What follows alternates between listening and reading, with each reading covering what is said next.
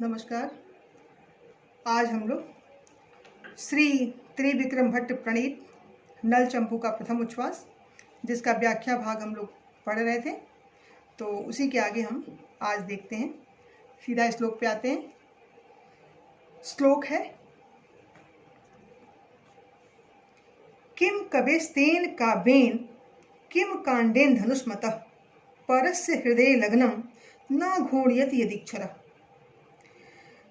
इस श्लोक में कवि के काव्य और धनुर्धारी के बाण पर श्लेष के माध्यम से प्रकाश डाला गया है। देखिए किस प्रकार से दो अर्थ इसमें परिस्फुटित हो रहे हैं। अन्वय से देखिए, ज़्यादा अच्छे समझ में आएगा। कवेः तेन काव्येन किम तथा धनुष्मतः तेन कांडेन किम यत् परस्य हृदय लग्नम शिरः न घूर्यति। आचार्य यहाँ पे कहना चाहते हैं कि कवि का वह काव्य, कवेः तेन काव्येन किम, कवि का वह काव्य जो सहृदय में रस का संचार न कर दे, ऐसे काव्य से क्या लाभ। यत् काव्यम सहृदयाह्लादकम न भवति तेन काव्येन किम, उस काव्य से क्या लाभ कि जो सहृदय के हृदय में आह्लाद न उत्पन्न कर दे। कविता का काम ही यही होता है कि यदि हम कोई भी सहृदय पाठक उस काव्य का पाठ करे तो उस रस में पूरी तरह से सराबोर हो जाए, डूब जाए। यदि हम देखते हैं कि जो भी पाठक कोई काव्य पढ़ता है या काव्य पाठ सुनता है, तो यदि वह कविता श्रृंगार रस की है, वीर रस की है, हास्य रस की है, तो इस प्रकार के श्रोताओं में उस रस का संचार कर देती है। तो ऐसा आपने आचार्य मम्मट के काव्य प्रकाश में भी पढ़ा है, जो काव्य का प्रयोजन हमने पढ़ाया था, कि काव्य के प्रयोजन में उन्होंने काव्य के 6 प्रयोजन बताए हैं।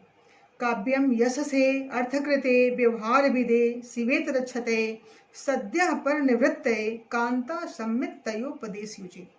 अर्थात जो कवि काव्य की रचना करता है उसमें वह काव्य यश की प्राप्ति भी कराती है, अर्थ भी प्राप्त होता है, व्यवहारिक ज्ञान भी काव्य के माध्यम से, कविता के माध्यम से कवि कराता है। शिवेत रक्षते, मंगल कामना से भी काव्य की रचना होती है। सद्यः पर निवृत्ते, यह पाठक के लिए सबसे महत्वपूर्ण प्रयोजन है। तत्काल आनंद की अनुभूति कराए, पढ़ने के साथ ही, कविता का पाठ होने के साथ तत्काल जो आनंद पाठक को प्राप्त होता है, वही काव्य पाठ का मुख्य प्रयोजन होता है। इसके अलावा कांता सम्मित तयोपदेशयुचे, कांता के समान भी वह अपने उपदेश के माध्यम से उपदेशित करता है। तो इस प्रकार वही काव्य का मुख्य प्रयोजन होता है जो आनंदानुभूति है। वही कवि का मुख्य लक्ष्य भी होता है, क्योंकि कविता कवि लिखे ही क्यों, जो पाठक पढ़ के उसमें जो है लीन न हो जाए, उस रस में पूरी तरह से भीग न जाए। रस की बरसात ऐसा न हो कि पाठक पूरी तरह से श्रृंगार रस में, हास्य रस में, वीर रस में, जो भी जिस भी रस में का संचार कवि पाठक के भीतर करना चाहता है, तो अपने काव्य के माध्यम से वह कर लेता है। तो उसी काव्य से उसको अर्थ की प्राप्ति भी होती है, यश की प्राप्ति भी होती है, और भी बहुत सारी प्राप्तियाँ होती हैं। तो कवि के उस काव्य से क्या लाभ जो सहृदय के हृदय में लगे और उसके सिर को न हिला दे। उसी प्रकार से अगला कह रहे हैं कि धनुर्धारी के धनुष्मतः तेन कांडेन किम, धनुर्धारी के उस बाण से क्या लाभ जो शत्रु के हृदय में लगे और उसके सर को न हिला दे, सर को न घुमा दे। कहने का मतलब ये है कि उसे पूरी तरह से मतलब एहसास न हो जाए। तो इस प्रकार से कवि के काव्य से क्या लाभ जो दूसरे श्रोता के हृदय में लगकर उसे प्रभावित न करे, और धनुर्धारी के भी उस बाण से क्या लाभ जो शत्रु के हृदय में लग करके उसके सर को न हिला दे, इस प्रकार से उसे मूर्छित न कर दे। सर को हिलाने से मतलब यहाँ पे मूर्छित करने से है, उसकी मृत्यु आ जाए, उसके बाण से वो तड़प जाए वेदना से, बाण की वेदना से। तो यहाँ पर जो है, जो पर का 2 अर्थ है, दूसरे श्रोता और तथा शत्रु। वस्तुतः कवि का वही कविता प्रशंसनीय होता है जो सहृदय के ऊपर अपना प्रभाव छोड़ देती है, और धनुर्धारी का वही बाण ही प्रशंसनीय होता है जो शत्रु के हृदय पर चोट पहुंचाकर उसे व्यथित कर डालता है, अथवा बाण के लगते ही शत्रु मूर्छित होकर धरती पर लौट जाता है, क्योंकि अब वह उठने के लायक नहीं रहता है। बाण का प्रभाव ऐसा होना चाहिए शत्रु के ऊपर कि वह मूर्छित हो जाता तत्काल। इस प्रकार से इस श्लोक के माध्यम से यह अर्थ आपको प्रतीत हो गया होगा। हम अगले श्लोक पे चलते हैं। अगला श्लोक है अप्रगल्भा पदन्यासे जननी राग हेतवः संते के बहुलाल्पाः कवयोः बालका इव। अब देखिए, एके कवयः पदन्यासे अप्रगल्भाः बहुलाल्पाः जननी राग हेतवः बालका इव सन्ति। देखिए, इस कविता के माध्यम से भी कवि ने दो अर्थ प्रतीत कराने का प्रयास किया। इसमें जो है जननी राग हेतवः बहुलाल्पाः अप्रगल्भा पदन्यासे। देखिए, अप्रगल्भा पदन्यासे, इसका दो अर्थ है। एक देखिए आता है कि अप्रगल्भा पदन्यास है, मतलब पद के न्यास में जो अप्रगल्भ है, कहने का मतलब ये कि दक्ष नहीं है, निपुण नहीं है। कुछ कवि ऐसा भी होते हैं जो तुकबंदी करते हैं, काव्य रचना के लिए वह तुकबंदी करते हैं, शब्दों को इधर उधर फिट कर देंगे और वह काव्य बन जाए। तो सुप तिङंतम पदम, जो सुप और तिङंत में के प्रयोग में पूरी तरह से दक्ष नहीं है। पद न्यास का मतलब यहाँ क्या है, काव्यार्थ के अनुकूल जो पद का विन्यास करने में अनिपुण है, अदक्ष है, मतलब कि उन्हें उसका विचार नहीं है कि किस प्रकार से काव्य की रचना की जाए। तो इसको कहेंगे कि कुछ कवि काव्य की रचना तो करते हैं, लेकिन वो वैसे ही करते हैं जैसे, अब देखिए यह बालक के पक्ष में आ रहा है, अप्रगल्भा पदन्यासे। बच्चा जो होता है, छोटा बालक, जब वह पदन्यास करता है, मतलब चलने का प्रयास करता है, पैर रखता है, तो उसका पैर भी, मतलब वह इतना निपुण नहीं होता है चलने में। उसकी माँ उसकी उंगली पकड़ के उसे धीरे धीरे चलाती है, तो कभी पैर टेढ़ा रखेगा, कभी सीधा रखेगा, कभी आगे रखेगा, कभी कदम छोटा रखेगा, कभी बड़ा रखेगा, कभी गिर जाएगा। तो इसी प्रकार से अप्रगल्भा पदन्यास, जिस प्रकार छोटा बच्चा जो है पदन्यास जब सीखता है, चलने की प्रक्रिया में जब वो होता है, तो जिस प्रकार से वह पैर को रखने में निपुण नहीं होता, अनाड़ी होता है, और उसी माध्यम से वो कभी कभी लड़खड़ा के गिर भी जाता है, तो उसी प्रकार से ऐसे कवि जो काव्य रचना में निपुण नहीं होते हैं, सुप्तिङंत पदम, जो पदों का न्यास है, उस न्यास में उन्हें, मतलब कि उन्हें दक्षता नहीं हासिल होती है, तो वह क्या करते हैं कि ऐसे काव्य रच देते हैं जिससे कविता में जो सहृदय पाठक होते हैं उन्हें पढ़ के आनंद की अनुभूति नहीं होगी। तो क्या करेंगे, उन्हें जो है अरुचि उत्पन्न हो जाएगी। ठीक है, वह फिर से दोबारा उस प्रकार की कविता को पढ़ने का जो उनका मन नहीं करेगा कि हम फिर से ऐसी कविता पढ़ें। तो उसी को यह कह रहे हैं पदन्यासे, जो काव्यार्थ के अनुकूल शब्दों के प्रयोग में निपुण नहीं है, प्रगल्भ नहीं है, ढीठ नहीं है। ऐसे अनाड़ी जो कवि काव्य की रचना करेगा, तो जननी राग हेतवा, तो लोगों में कविता के प्रति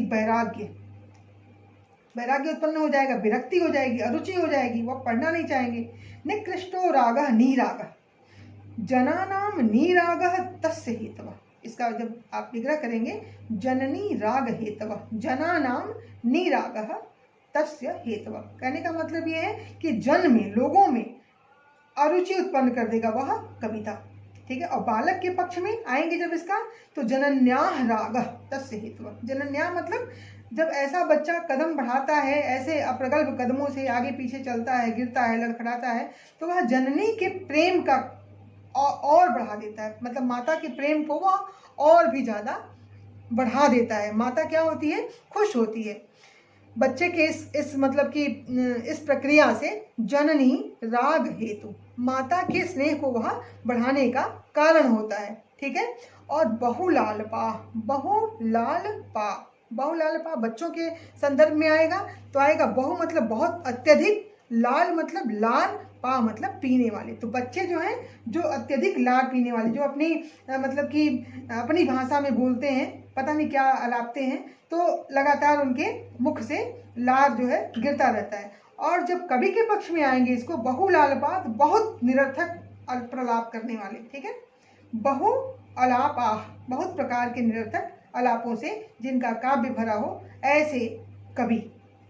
ठीक है, तो बहवी लाला बहुलाल, बहुलाला, यह कर्मधारय समास है यहाँ पे। इस प्रकार से अब आप इसका अर्थ आपको लगभग एकदम स्पष्ट हो गया होगा, क्योंकि यह इसमें श्लिष्ट उपमा अलंकार है और अनुष्टुप छंद भी है, यह आपको साफ साफ दिख रहा है। तो अब इसको बैठा के ऐसे अर्थ देखिए कि कवि जो है, कुछ कवि सुप्तिंगंत रूप जो पदों के रखने में, और बालक के पक्ष में देखेंगे तो कदम को रखने में, पैर को रखने में अनिपुण, अनाड़ी, और कविता लिखने में भी जो मतलब कि ऐसे कवि जो अरुचि उत्पन्न कर देने वाला है, ऐसा कवि। तो बालक के पक्ष में वह माता के अनुराग को बढ़ाने वाला है, बहुत सी व्यर्थ बातों को कहने के बाद भी, अलापने के बाद भी वह माता के आनंद को बढ़ाता है। लेकिन जो कविता के पक्ष में आएंगे, कवि के पक्ष में आएंगे, तो ऐसा कवि जो अपनी असार बातों से पाठक को बिल्कुल मतलब निरर्थक बातों से, अपरिपक्व बुद्धि वाले जो कवि हैं, इस प्रकार से जो सुप्तिंगंत पदों के प्रयोग में अनिपुण हैं, तो लोगों में कविता के प्रति वैराग्य मतलब अरुचि उत्पन्न कर दें, ऐसे कवियों के बारे में, ऐसे कवियों को बालकों से, छोटे नन्हे बालकों से तुलना की गई है। जो बालक धरती पे पैर रखने में अदक्ष हैं, लड़खड़ाते कदमों वाले हैं, तो वह तो माता के प्रेम को उत्पन्न करने वाले हैं, लेकिन यह तो कविता पढ़ने वालों में मतलब अरुचि उत्पन्न करने वाले हैं। तो इस प्रकार से आपने इसमें छोटे बच्चे के माध्यम से जो कविता में दक्ष नहीं है, ऐसे कवियों की इन्होंने तुलना की है। तो इसमें जो है, अब देख लीजिए, श्रेष्ठ उपमा अलंकार है और अनुष्टुप छंद है। आगे बढ़ते हैं। नेक्स्ट श्लोक है, अत्रि जातस्य या मूर्ति ससीना सज्जनस्य च कोशा वै रात्रि जातस्य तमसो दुर्जनस्य च। अब यहाँ पर जो है सज्जन तथा दुर्जन के जो स्वाभाविक भेद का यहाँ इस श्लोक के माध्यम से इन्होंने निरूपण किया है। तो महाकवि त्रिविक्रम भट्ट कहते हैं कि सज्जन की मूर्ति कल्याणमयी होती है और दुर्जन की मूर्ति कल्याणमयी तो होती नहीं है। तो अब बता रहे हैं कि दुर्जन की मूर्ति और सज्जन की मूर्ति में क्या भेद है। देखिए, इसमें भी श्लेष के माध्यम से किस प्रकार से शब्दों में इन्होंने दो अर्थ प्रस्तुत करने का प्रयास किया है। जब आप श्लोक को देखेंगे, बहुत ही अच्छा श्लोक है। अत्रिजातस्य या मूर्ति ससीनः सज्जनस्य च, अत्रिजातस्य ससीनः च सज्जनस्य या मूर्ति सा वै रात्रिजातस्य तमसः च दुर्जनस्य को। या आपने इसका वो देखा, अन्वय देखा। अब देखिए शब्दों को हम लोग इसको विच्छेद करके देखते हैं। अत्रिजातस्य, अत्रि ऋषि हैं, ठीक है। तो अत्रिजातस्य अर्थात अत्रि ऋषि से, जातस मतलब उत्पन्न होना, अत्रि ऋषि से जो उत्पन्न है, ठीक है। एक तो ये हो गया, और दूसरा अत्रिजातस्य का अर्थ हुआ अलग हो गया, त्रिजात, अत्रिजात, त्रिजात मतलब तीन से जो उत्पन्न न हो, अत्रिजात माता पिता तथा अन्य जन, यानी तीन जन से जिसकी उत्पत्ति न हुई हो, अर्थात जो वर्ण संकर दोष से रहित हो। ऐसा कौन? ससीना चंद्रमा की, च और सज्जनस्य सज्जन की, या मूर्ति जो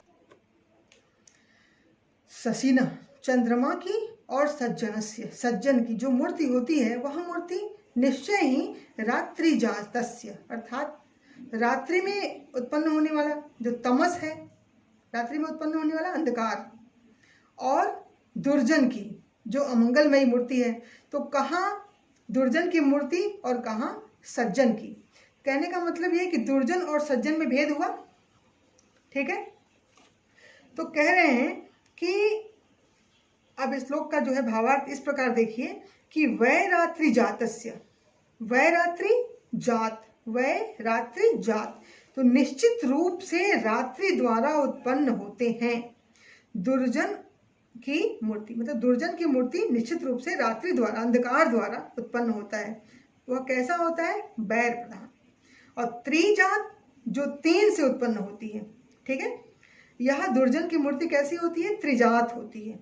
दुर्जन की मूर्ति त्रिजात होती है, अर्थात माता पिता और अन्य से उत्पन्न अंधकार। और अत्रिजात अर्थात अत्रिजात कौन है? चंद्रमा है।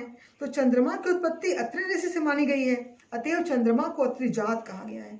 और त्रिजात जो तीन से उत्पन्न न हो, त्रिजात न हो और त्रिजात, ठीक है, और आगे लगा हुआ है, जो त्रिजात न हो अर्थात अत्रिजात हो, माता पिता से ही उत्पन्न हो, त्रिजात न हो, वर्णसंकर दोष से जो रहित हो, ऐसा सज्जन, जो कि मतलब चंद्रमा से सज्जन का किया गया है, और दुर्जन अकारण वैरी, ठीक है, दुर्जन को निशाचर भी कहा गया है, अकारण वैरी भी कहा गया है। तो राक्षस जैसी जो प्रवृत्ति वाला होगा वो क्या होगा, वो निशाचर भी कह सकते हैं उसे। तो निशाचर इसलिए कहेंगे कि रात्रि काल में जिसका संचरण होता है, रात में जो चलता है, निशाचर। और दुर्जन की मूर्ति सदैव अकल्याणमयी होती है, जबकि सज्जन सदैव प्रसन्न मुख तथा मंगलमयी मूर्ति वाले होते हैं। अतएव सज्जनों एवं दुर्जनों में महान अंतर होता है। सज्जन गुणों के खान होते हैं, आप भी जानते हैं, जबकि दुर्जनों में दोष ही दोष होते हैं। सज्जनों के गुण सदैव कल्पना से अतीत होते हैं, कहने का मतलब है कि सज्जनों में वह भी गुण होते हैं जिसको आप सोचे भी नहीं है, और दुर्जनों में वह भी दोष होते हैं, वह आपसे बैर निकाल सकते हैं जो आप सोचे भी ना हो। तो इस प्रकार जब इसका भावार्थ देखेंगे तो ऐसे लिखेंगे, अत्र ऋषि से उत्पन्न होने वाले चंद्रमा तथा न तीन से उत्पन्न होने वाले अर्थात अत्रिजात वर्णसंकर दोष से रहित सज्जन की प्रसन्न तथा कल्याणमयी मूर्ति कहाँ, यह तुलना है दोनों की। तथा रात्रि से उत्पन्न होने वाले रात्रिजात अंधकार एवं बैर प्रधान जो वर्णसंकर दोष से युक्त दुर्जन की अमंगलमयी मूर्ति कहाँ, कहने का मतलब यह है कि कहाँ दुर्जन की अमंगलमयी मूर्ति और कहाँ सज्जन की प्रसन्न एवं कल्याणमयी मूर्ति, अर्थात सज्जन तथा दुर्जन में वही अंतर है जो प्रकाश में एवं अंधकार में होता है। दोनों के गुण में भी कल्पनातीत अंतर है, महान अंतर है। इस प्रकार से इस श्लोक का अर्थ समझना चाहिए। धन्यवाद।